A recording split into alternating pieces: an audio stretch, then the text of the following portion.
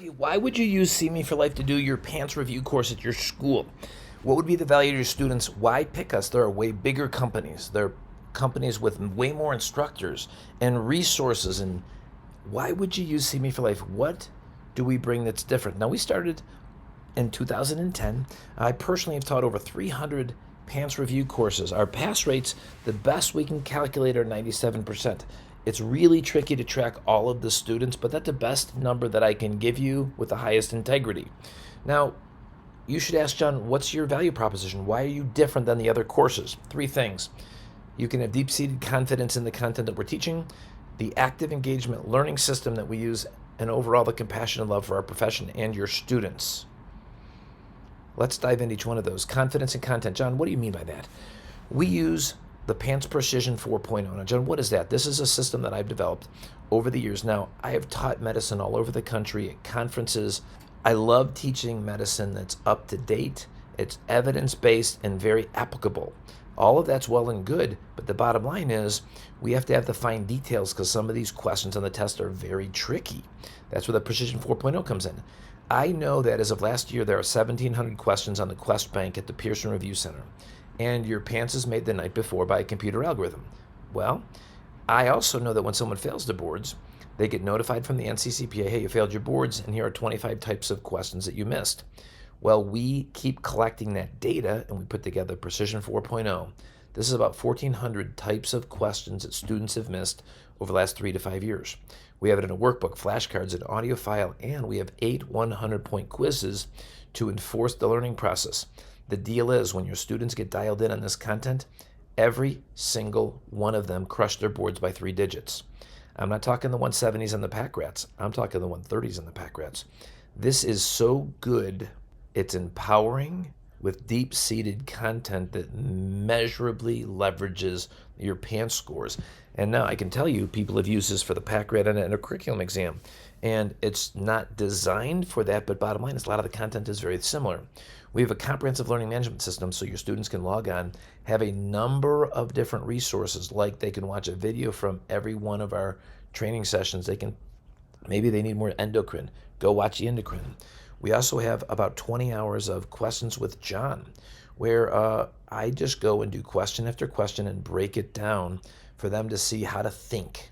Now, I am not a fan of doing questions as a study tactic. My mantra is questions are an assessment tool, not a study tactic. Questions can help you see where you're weak, but it doesn't help you grow in knowledge. Now, if you do them well and really learn from them, then it can be very effective. But a lot of students, like, oh, I'm going to do 30 questions a night, and they blow through the questions so they can check a box, but it doesn't help leverage a grade.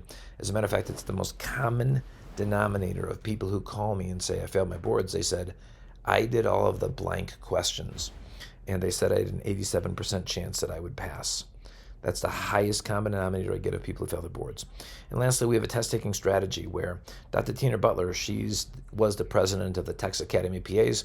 She's a program director at Hardin-Simmons, but she has been very involved with writing test questions for PAEA for 10 years, writing family medicine and internal medicine. She comes on and does a 1-hour test-taking strategy session to help interpret the question, help them understand the lead-in question, the trigger word, different techniques. Every student who goes through it loves it. It definitely leverages their score. So confidence in content. When you look at our testimonial page, we have just shy of 500 testimonials. All of them look like this. I increased my score by 150 points. Sterling, she failed her boards 3 times. And when she finally came through our system, she crushed it by 3 digits. Once again, we get these over and over again. When people die in on a precision, they crush their boards by 3 digits. When you look at our testimonials page, we have 492 testimonials at a 4.9 rating, and I'm very, very proud of that. That's social validation and the people going long-winded. When people are really bought in, it's not like this was a good course. We get evaluations like this and this all of the time. Next, our active engagement learning system. Now, 2 books that I've broken down and studied. One's called Methods of Inquiry. That was actually a textbook from a course I took at University of Buffalo, where it was to teach you how to learn. And a lot of students took that as a soft grade. I took it as a necessity because I did not graduate high school on time because my grades were so bad. And when I got into college, I was deeply afraid that I wouldn't be successful. So I studied How to Learn. Make It Stick is a book I recommend every PA faculty read. How do we get people to encode this content and put in a position they can recall it? Now, when you look at some of the teaching strategies, repetition and interweaving content are overwhelmingly successful. Overwhelming. Repeat key content and show the students how this ties in with other content points. When they see things stick together, it's easy to remember. Like a point that I make early in the course. We treat pericarditis and gout the same way with indomethacin and colchicine. Now, lots and lots and lots of board review courses read slides. If you can read students' slides and they deeply get it, they probably wouldn't be in trouble. You have green lights, yellow lights, and red lights. Green lights, there's no way they're going to fail their boards. They've touched everything they've touched, they've crushed. Yellow lights are a little bit fragile. Your red lights are in trouble, and you know exactly who they are. They don't learn by reading slides, and lots of courses do that. Okay. The cool thing about reading slides is you can scale the course. If it's easy to read slides, then you don't even need a very well-trained or proficient instructor. You just say, hey, get up and read the slides. Okay? We do not do that at CME4Life. We don't read slides, we teach them. So we use a lot of mnemonics, a lot of ways to memorize this content. Okay? So mnemonics are just a way to memorize them, and we use every mnemonic that can possibly be used. Passion, energy. I love what I get to do. So do my instructors. Questions. I do lots of questions because people's brains stay fried up when you ask them questions. Now, one of the techniques I've learned, a key part of this system called active engagement learning, which I've coined that term, is if I say, hey, what are the EKG changes of an inferior wall STEMI? Now everybody starts thinking. And when you're thinking, you're deeply learning. Okay, you're pulling things out. Can I pull this out? It's very active. Now here's the problem. I asked that question to a class, and then Smarty Pants up front yells out, hey, it's SG segment elevation in 2-3 AVF with reciprocal changes. Well, bottom line is, as soon as the person who was thinking hears that, they stop thinking and go, I wonder how John's going to respond to their answer. And then it stops everybody from thinking. So I basically say, think it, but don't say it. And then after moments, I will ask them to give solicitations, or I'll give them hints so they can figure it out on themselves. It's very effective. And a big part about that is, one of the greatest compliments I get is people coming up to me at the end of the day saying, John, it was a really long day, and I can't sit still for anything, but I was very engaged your whole course. I have hilarious dad jokes. I'm funny. Like, I'm not going to tell you any jokes now. I'm going to spare you that because I want to keep them for class. But the bottom line is, I'm funny. Like I use medical jokes all the time, and I'll say, listen, who in here's got an eye pun joke? Like I love eye pun jokes. The cornea, the better. Oh. Okay, stop. But that is one of my favorite ones. I'm big in audience participation, audio kinesthetics, meaning that I'll have them move their body, because when you move and try to learn a concept, it's easy to remember. Small group discussions. Hey, turn to your neighbor and talk about this.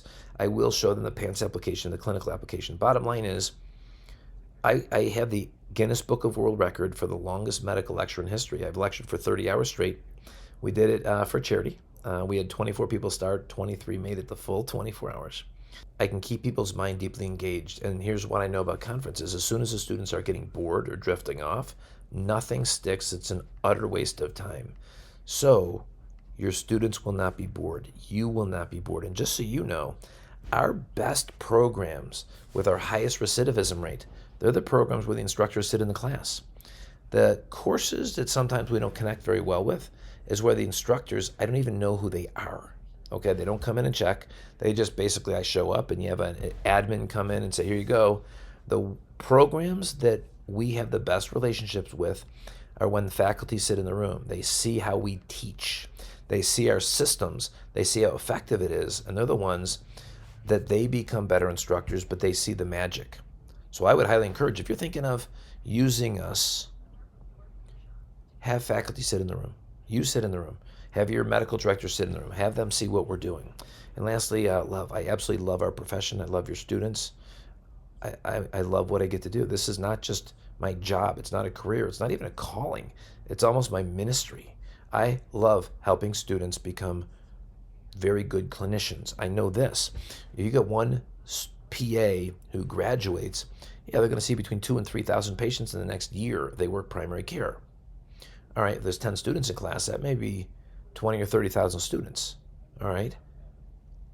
If there's 40 students in the class, This class may touch 100 and 120,000 people. I can't fathom that impact. I get emotional every time I think about it. I'm not just teaching them to pass their boards. I'm teaching them to take care of patients. I give a test-taking anxiety talk where it's an optional session at the end of day one, and it's not really about testing anxiety. It's about adversity. How do you navigate adversity in life? It's something I'm deeply passionate about, and I'm writing a book about now. I've had many students get very emotional. I had many people say I definitely needed that.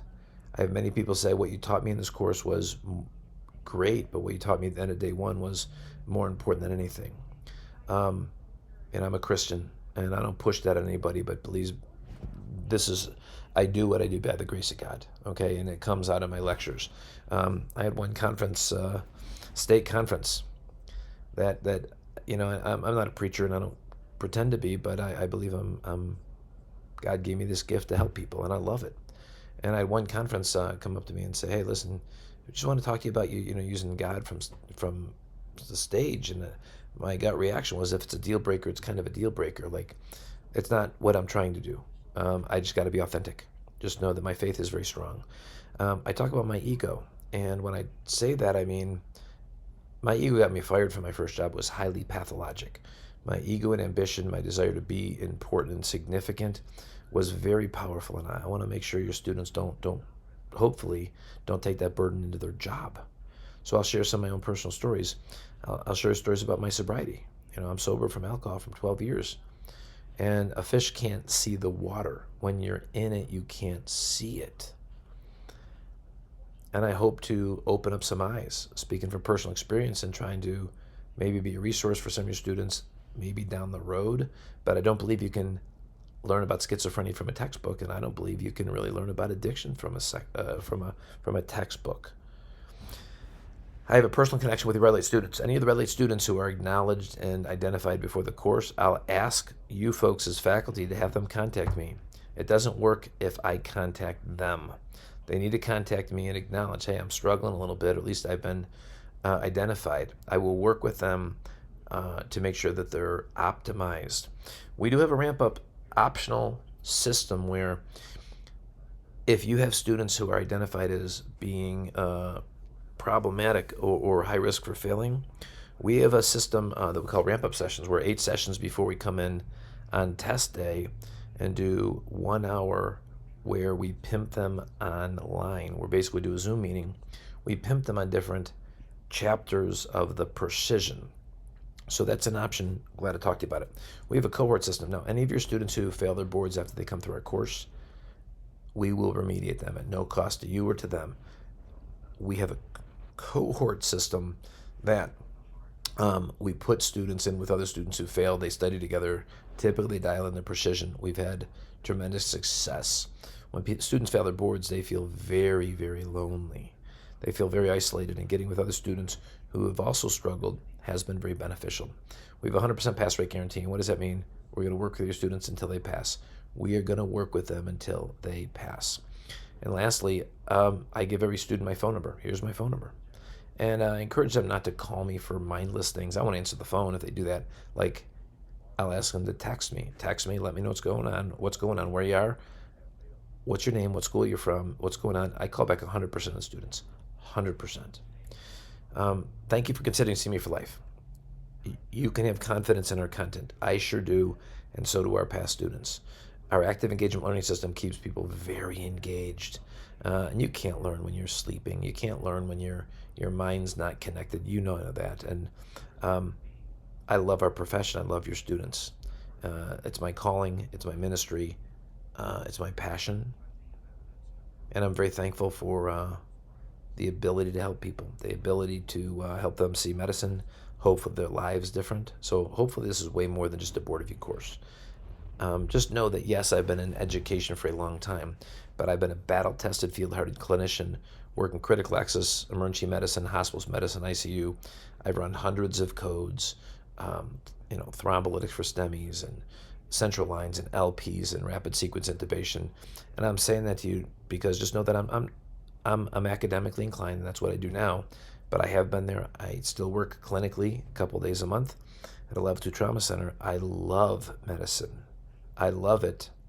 And I have been battle tested. So I'm not just that academic type. I'm the guy who I know what it's like to pick up something very bad. I know what it's like to miss things bad. So I share that with your students too. So thank you for entertaining CME for Life.